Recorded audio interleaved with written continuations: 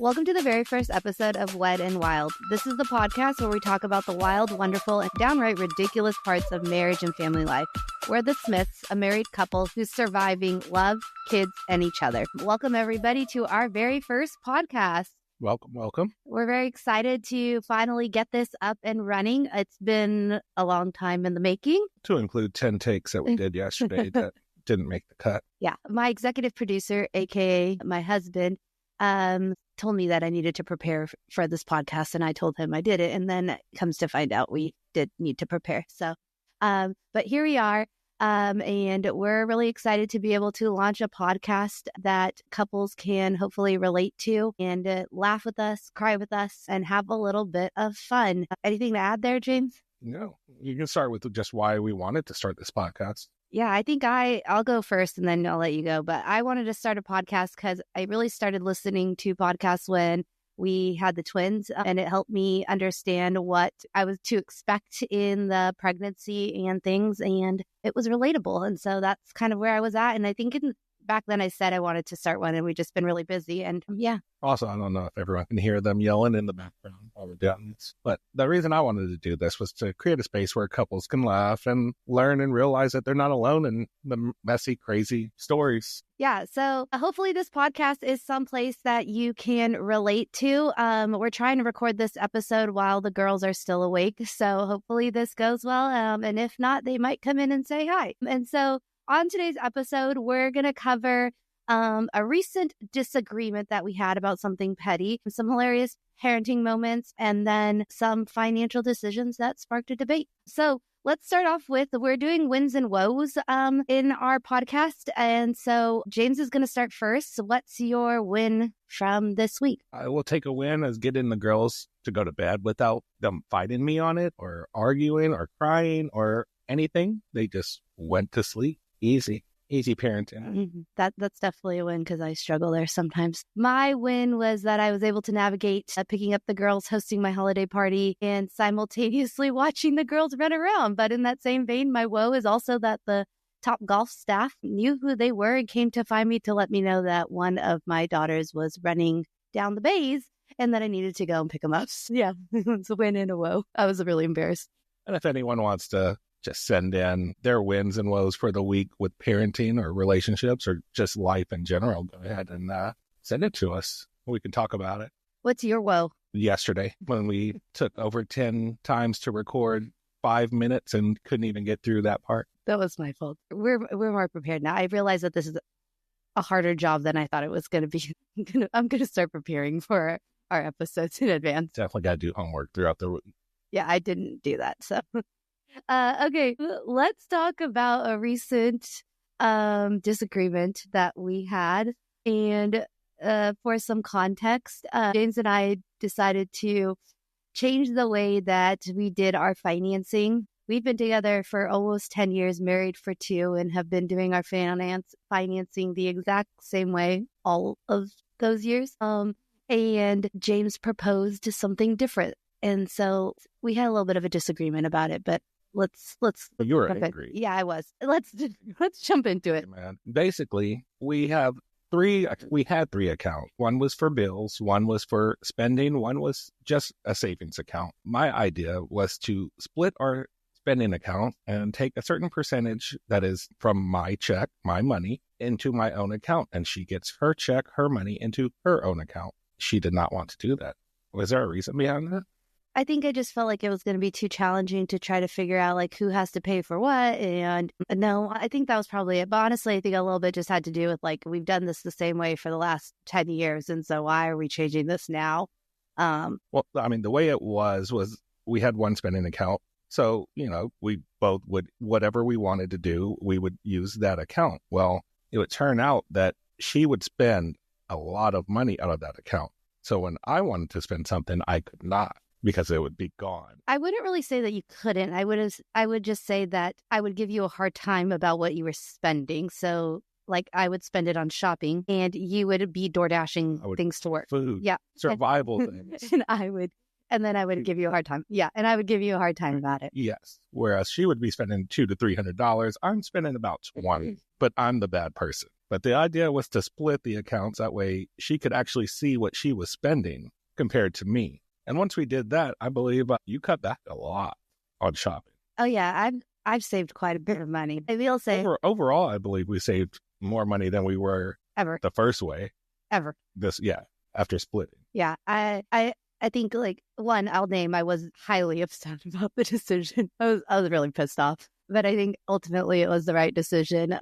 We save a ton more money going through this. The whole reason that I wanted to split in the first place, because I was tired of me being the one that got in trouble when I ordered food for $20 after you would go shopping for $200 to $300. So I was like, okay, let's do this the fair way. I'll have my own money. What's mine is mine. What's yours is yours. Yeah, and it's turned out to be the best decision for us, even though I was not for it to begin with. And I do think that people would benefit from hearing how we split it up. And so I think we could talk about what exactly that is on a future episode of how we've split up our finances. We could do it now. It's percentage based. Great. I'll let you do it because I have no idea. All I know is that I get a certain money in my account and I have a certain money that goes into the bills. And I handle both because James doesn't know how to pay the bills in our household. Everything is automatically taken out. None of us know how to pay the bills in this household. We just know it comes out when it's supposed to.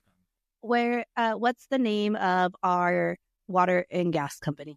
The water and the gas? What's the name of the company? Consolidated Utility. That's only a partial answer. There's only one. No, there's actually two. So we paid a Consolidated Utility and we pay Smyrna, the town of Smyrna, water and gas. Yeah. It's water and gas. Yeah. So I know that because that cannot be paid online and automatically. Yes. Anyways, go ahead. You can tell them the percentages. I have no idea. The percentages of the check is just basically whatever she brings in. 25% goes to her spending account where she's able to spend on whatever. And this is 25% of check. Another 25 will go to the savings account, which we don't touch. And then 50% stays in bills. And that would be the same with mine. I get 25%, 50% in the bills, and 25% in the savings. Now, before I remember, we pulled from our savings a lot to keep adding to our fun account or whatever else we needed. It was like when we went on vacations and stuff, we would pull the money out. Yeah. And now we haven't touched our savings since switching pretty much. No. We took a vacation. We went to Cancun and we didn't touch any. Yeah, we still didn't touch it. Yeah. Still didn't touch it. And the way that we split things, since 50% goes to bills, we don't touch it.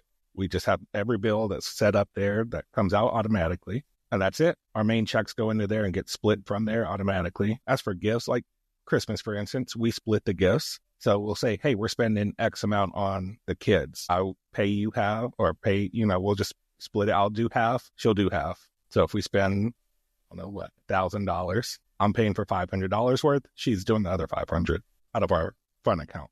Yeah. And when we want to go on vacation, we have not purchased a vacation since doing this. So I don't know what account that would come up. We went to Mexico. And California. Do we buy it out of there? I don't remember. But anyways, because basically the bills account is for a need. If it's not a need, we're not touching it. So a vacation wouldn't be a need. Vacation would be fun. And also for dinners and stuff, if we go out to eat, if it's whoever's idea it is to go out to eat, they're the ones paying. So if I wanted to go to a restaurant, I'm paying. Yeah. And same for her. Yeah, if we're doing stuff for the kids, we kind of just figure it out. But this might be a good time to bring up my idea about what I want to do for 2025. Oh. And you're going to tell me, okay, here's my, so I think last year we did no spend January. We fell. Did we? Probably. Did we buy the TV in January? No. Okay, well, anyways. That's never not going to be a thing. Okay, but I want to do a no spend as much as we can and see how far I can get. Here's the rules. Are you ready? Okay, one, obviously. This is what you wanted to talk about. Yeah, this is what I told you. Oh my God, I want to talk to you about this. Okay, so here's the rules.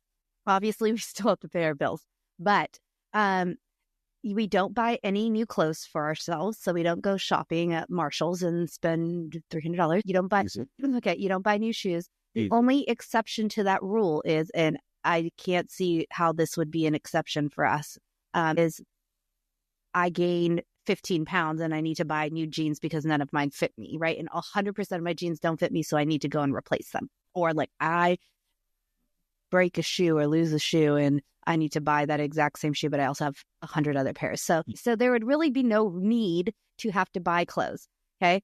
So we don't buy clothes. We eat out only once a month. So we're allowed to, and that includes door dashing. So we can't door dash food or anything to our workplaces. So here's the dilemma, though.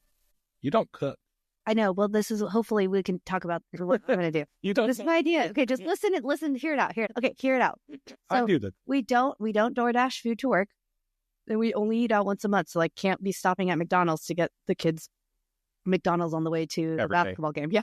So we don't eat out, except for once a month. And then the only other spending that we're allowed to do is like we could deem one like family activity that we want to do a month, which we've been doing pretty good at, or like kids' clothes and necessities. So boys grew out of their jeans and they need new jeans. So we'd go and buy them, or they grew out of their shoes and we would go and buy them. I think I could challenge myself. I know you could do it. The DoorDash might be hard for you, but I think we could do it. I think it'll be easy. Okay. I think we set a goal. If we make a full, let's do like 2 months. If we make 2 months, then obviously we don't want to spend money. So If we save for 2 months, let's just spend it. No, if we save for 2 months, I don't think there's a reward, but there's no. So my thing is, I don't like spending money anyways. I know, but I think this Like, would be a good challenge. I window shop and I'll be like, oh, that's really nice to have, but I'm not going to get it. Even if I can buy it. Okay, well, I'm a different story. The only other exception is like maybe getting my nails done that I need to get once a month or something. But I would like to challenge. So you're saying you're not going to get your nails done for 2 months? No, I am. That's going to be the exception. Then what's my exception? Yeah, if you can get your vapes. So that will be the only exception is a vape. Okay, then I quit too. I have an at-home gel nail. I will take that challenge. All right. So are we up for the challenge? I'll take that challenge. Because if so, I'm going to print a calendar so that we can do this and like highlight the days that we don't spend. I mean, I'll do it. I don't care. Okay. So stay tuned. We'll keep you updated on how we're doing because I saw this challenge and I was like, I want to try it. I'm too competitive. Okay. Yeah. Well, I mean, back to the bank account thing, did you have anything that you hated about it other than or did you have like any emotional side? Like what was the real attachment just because we always did it? Because you were mad. Like you were mad. Yeah, I think it was a little bit of just like the emotional attachment of like, this is how we've always done it. And now now we're changing things. And I think it took me seeing that this is actually working in us. We're saving a ton of money versus because me trusting that we are doing the right thing. Because you're the emotional one and I'm the logical thinker all the time. And you just react off of, I don't like it. That's and then you're stubborn. So you won't change your thought process. Even though I break it down like in detail how this is better, you're still like, no, I don't like it. That's the reason you give. I think the other challenging thing though is that you work at night, and so we're having these conversations via text message, and I'm not able to like. At the time, I wasn't. Yeah, you were. No. Yeah, I think you were. I think we had already. It started in May. No, I think it started in like July-ish. It was after you had started working at night. So I think really well. Yeah, I think we need to start having our serious conversations in person versus when you're at work. Because I think that's also part of it is like, I'm just reading a text message. I'm not necessarily like having conversation with you about it in person. So, but I do suggest that if you are able to split your finances, at least in the 50, what was it? 50, 20, 20? Well, I just do fit. Cause I mean, this is me personally. I feel like if you are spending more than 50% of your check on bills, you probably need to, and the bills aren't just like water, mortgage, rent, car payment, not just that. Bills are like, how many subscriptions do we have? Like Disney, Netflix, all of those. The kids' childcare. Yeah, childcare. All their groceries, sports activities come out of that. I mean, anything that is like mandatory that we do or like that our family does. Think of it out of the bills. Like a need. If it's a need, like Netflix really isn't a need, but if it came down to it, we would cut Netflix to spend an extra $20 on groceries or something. We did have a discussion about my Peloton membership, and you told me it should move to my account because I'm not using it. But that's a different discussion. So for those who don't know, Peloton's like what, $40, $50 a month? I think it's about $40 a month. This Peloton has been collecting dust while we're paying $50 a month for the membership for the past 4 months, 5 months, maybe. I don't know. but it's been collecting dust. And so I said, that needs to start moving out. If you're not going to use it, it needs to go to your fund account. So then they'll make you start using it again. Because once you're paying $50 out of your own spending money. Yeah, I can't disagree with you. I do need to start using it. So like at the end of the day, I need to start writing it. And I go on and off with it. Like I did 1 or 2 days. So I try to make the deal saying, hey, if you're going to use it, it can stay in bills because it's being used. But if you're not using it and you're still going to keep paying for it for that one day you might use it sometime soon in the future, switch it to your fund. Then you'll notice it. Yeah, then I don't want to pay it. So, but anyways, all right. We are going to segue into our That's not how a segue works. Sorry, I'm new here. Okay, guys, I'm learning how You to don't tell people you're going to segue. You just segue in. Okay, sorry. I'll get better, I promise. We are going to segue. We're amateurs here. I thought this was going to be easy. It's not. Just a PSA for everybody who wants to start a podcast. It is more challenging than you think. We're really busy and it takes a lot of work. And thankfully, James has done all of the work and setting everything up. And I came and sat down to launch it and didn't have anything prepped. So she's the one with the ideas. I'm the one with the actions. That is true. there's no, I've learned how to become a woodworker. I've learned how to become an electrician. I've now learned how to become a podcaster and equipment manager, basically. What else have I learned from your ideas? I'm about to learn how to become what? You want me to like redo the closet? Well, yeah, I do want you to build a painter. So a painter, I'm going to be a carpenter, a little bit of everything, master of none. Meanwhile, she's good at watching me though. I'm really supportive. I say like, thanks, you did a great job. That's about all the support I get. Yeah. That's my support. Yeah. Kudos to you. Same with cooking too. It's like, I'm hungry. James, can you cook? Because that's something you don't want to learn. Wait, let's talk about the cooking because that is going to be a problem. It is going to be a problem. Okay, here's my thought. We need to heavily go back to using the Mealime app. Okay, just so everybody knows. We pay for that, by the way. It's like $3 a month or something. It's very helpful, though. Yeah, it is very helpful. So Mealime is an app on your phone. This isn't a paid promotion. No, this is not a paid promotion. If they're listening, we use your app. If you would like to sponsor our podcast, please let us know. Mealime is an app, and you get it on your phone. It's like $3 a month, and you can pick different recipes, and then healthy recipes too. They're not like and easy. Yeah, it takes like 30 minutes, 30 to 45 minutes. They're not bad. Except actually, the app itself is free. There's a paid subscription, which is the $3, which gives you even more. Okay. Well, we're a family. We've got a lot of things that happen with our 4 kids and then ourselves and our work and careers and things like that. And I never really have time to go to the grocery store. And then if I do go to the grocery store, I end up spending a boatload more money because we buy a ton of snacks and things that we don't really need. Hold on. I heard that. That's why I said, hold on. Me and the kids. Okay. Me and the kids. Because that's another argument there where you come back from grocery shopping after spending $400 and I'm like, where's the food? How did you spend $400 and get no food? There's only chips, there's cookies, there's snacks, there's Well, you saw where I get it from, right? Your dad? Yeah.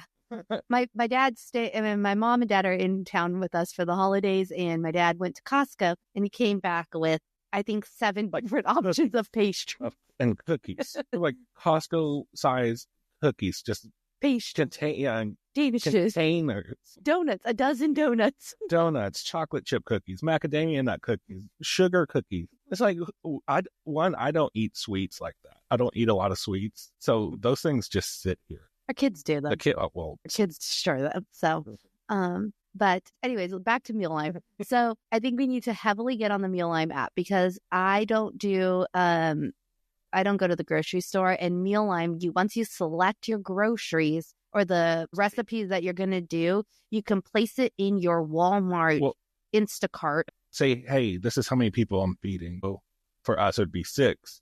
And it'll give you the exact amount of ingredients that you need that will automatically be placed in your cart. Yeah, in your Walmart shopping cart. Well, and I shop at Walmart, but I'm sure there's other grocery stores on there. A lot. And it automatically downloads to your Walmart app, and then I can just place the order for them to get delivered to our front door. This is also another PSA for those of you who do not use Walmart Plus. I think it's $100 a year membership, but it's saved my life so many times. I get for $100 a year, you can get unlimited deliveries. It's zero delivery fee for your groceries to your house. Loading up 4 children and yourself in a car and going to the grocery store to spend an hour to pick out groceries? No, absolutely not. And especially when we didn't have a car that was big enough for all of us to fit, we had groceries sitting on top of our laps. So that's crazy. That would be an enjoyable family time out. Occasionally I don't mind all of us going to like a Sam's Club or a Costco, but no, that's not fun for me. And so, yeah, I think that in order for us to make the no spend work, I think we need to go back to using that and then meal prepping. For sure. I mean, it gives you, not only does it give you the ingredients and stuff, but it gives you the actual recipe to follow step by step and the amounts to use for each one. Here's the thing I didn't want to admit, but I'm going to have to, is the one time I ordered the groceries for me to do it, I totally fucked up the recipe. So like clearly I need to learn how to follow a recipe better because my food did not come out great, but every time you cook from there, it comes out delicious. You just read. Because you're in a rush. You have zero patience. No, I don't. But zero. What if football's about to end, but what about on Sundays if we cook 2 to 3 and then I just put them in the fridge? The problem is that we get home at 6. The girls need to go to bed by 7:30. I have to shower them. That gives me 25 to 30 minutes. I just don't have the time during the week to cook and prep a meal. So if we do it on Sundays or even on Mondays, if you do some on Mondays on your day off too and prep some meals for the week, I think. What time do you get home? Anywhere between, on a good day, 5:45 and 6:15. What time do you go to bed? I go to bed around 9 o'clock. So from 5 o'clock to 6:15, or 5 o'clock or 6:15 until 9 o'clock, what are you doing? I am getting children ready for the next day. Around 7:30. It depends on what time we get home. So if we're home later than 6:15, on Wednesdays, we're not home until almost 6:45, 7. I hear that you still have a couple hours in there. Okay, but I also need to decompress. I don't get a lot of alone time, okay? So the hours between the girls going to bed and myself going to sleep, that is my 2 hours of decompression time that I do not want to spend. I absolutely hate cooking. I do not want to spend that cooking. So if I can spend my Sundays doing that, I would rather spend my Sundays prepping meals. I mean, I'm down to use the app. Okay, let's try it. And if it doesn't work out, it doesn't work out. But at least we can kind of, I don't know, figure out life, because this brings me into my story. You weren't here on, what day was it? Thursday of this week. My mom cooked us food and she burnt it? No, it wasn't burnt. So she cooked us this chicken with cream and mushroom that you don't like. So she cooked it on a day where she knew you weren't going to be here.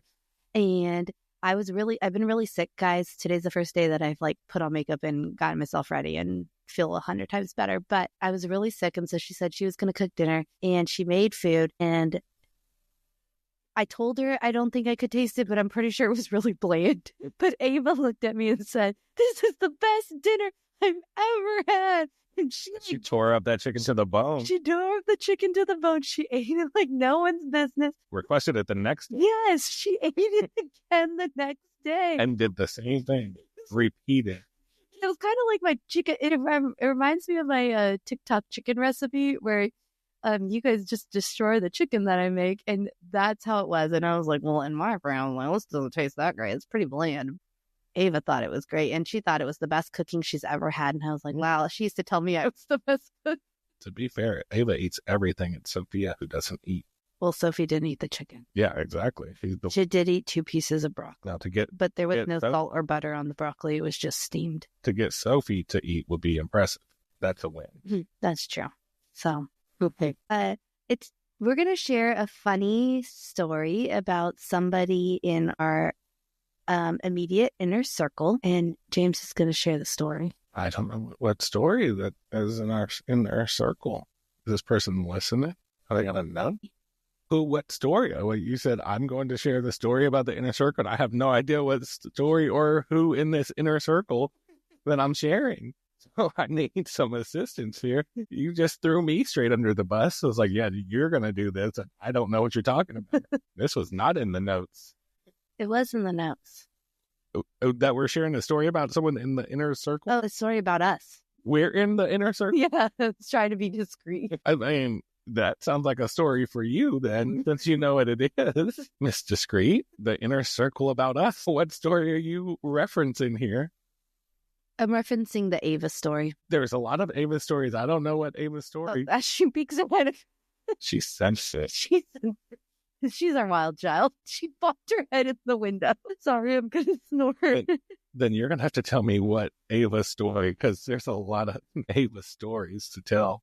Okay, so each week we're going to try to tell just like one wild story that we've encountered in our lives that has either happened to us that week or in the recent times. And we're going to talk about Ava telling me that my stomach was hairy. Oh, I definitely couldn't tell this story. This is a story that you and Ava share, has nothing to do with me. Okay. Hey, so you and Ava are in this inner circle. Okay, well, I'll kids are very humbling. So, and now she's sticking her tongue out at me through the glass window. Kids are really humbling, and I could tell 100 stories about Ava, but I'm going to tell you the time where she told me my stomach was hairy. Just bear with me for a second because I will never forget this. And this was recently. So she's currently 4. It was sometime. She's currently 4. And, just for some context, our girls are about to be 5. They've got older brothers that are, one's going to be 13 on Christmas, and then the other one is 11, going to be 12 in March. And they are sassy and full of life. And when they get in front of others, they're a little bit shy. But I think that also they say things. I don't think they're shy. I think they're plotting. Okay, well, that could probably be right. And then once they feel comfortable, then they unleash their fury. Their fury selves. But that they're around all of us, and our family is pretty wild. So they'll do things like party boy and call people big bags and say bro, and that's Sophie. They talk like they're brothers and their dad. And so one day, I was taking a shower, and I'm home by myself with the girls, and any of the kids throughout the course of the week while James is at work because he works the evening time until the late evening early morning hours. And so now that they're 4, I have been trying to come home, make them dinner, and then simultaneously take a shower while they're still awake, and then get them ready for bed, etc. Throw the TV on. Yeah, throw the TV on, let them watch, let them play while I try to take a shower. So I went to take a shower, and I had the TV on. They were watching Disney or something, and all of a sudden Ava runs into my room, and she comes in, and she looks at me, and she says, "Why do you have hair on your stomach, Mom?" I'm just going to tell you she wasn't looking at my stomach. Then I'm going to let you think about what she could have been somewhere between the stomach and the legs area. She didn't understand. And then what makes matters worse, so I yelled at her to get out of the shower, right? I was super pissed. Now you just got embarrassed by a 4-year-old. I did. You got humbled. I got humbled real fast. But to make matters worse, we often FaceTime with my mom and my sister. And my dad. And I don't know if it was that day or the day after, but we FaceTimed my mom, and she proceeded to tell my mom on the FaceTime that I had hair on my stomach, and then proceeded to tell my sister that I had hair on my stomach, and tells everybody that I have hair on my stomach. The thing about Ava is she knows your business, so does everyone else. If she knows anything about your business, everyone's going to know it. She cannot hold water. That girl will tell it all. But yeah, I think she told you too. Did she? She didn't tell me I had hair on my stomach. No, but did she tell you that I had hair on my? Yeah, yes. Yeah, she told everyone. Everyone has to know that her mom had hair on her stomach. We had to tell her, don't go to school saying that mom has hair on her stomach. Yeah, I will also just let you know, we don't do any gentle parenting in this house. Yeah. So it was really shut that up, be quiet. Yeah. She think we'll cuss out the children. I mean, she's came in on me before when I was in the shower. I don't know if you remember that, because I had, she say, I have a poop hanging from my stomach. They're still at the age where they are learning body parts, and we are trying to teach them what the body parts are. Somebody told me that they needed to know, so that in case I touched them somewhere. So I'm trying to teach them now, but the proper terms, because everything was their butt. Yeah, their butt always hurt. Yeah, their butt always hurt. But if you guys have any wild stories that you'd like to share, we'll want to be able to share them on our podcast. We'll keep you completely anonymous. Or just email us. Yeah, or send us a direct message on our Instagram. Who calls it a direct message? Me, I'm old. I don't even think direct message is its proper name. The proper name is DM. I'm joking. That's really what it means, but it doesn't have a name. It is just DM. Direct message. Are we in AOL? Can you send me an AOL chat?